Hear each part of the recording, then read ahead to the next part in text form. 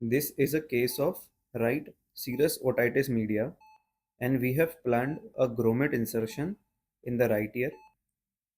We have created a cut in the tympanic membrane using a myringotome in the anterior-inferior quadrant where the cone of light is present.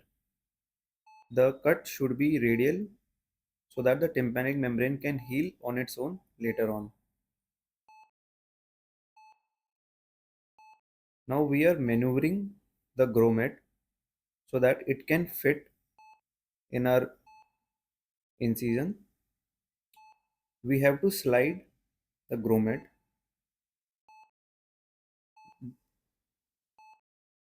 You have to slide the grommet like it is shown in the video, like the way I am doing it.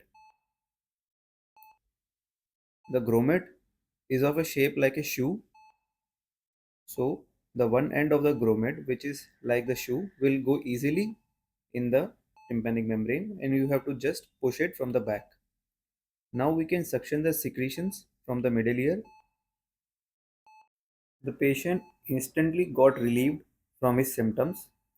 Previously he was having fullness and heaviness of the ear, which got resolved quickly after the procedure. So this is for this video.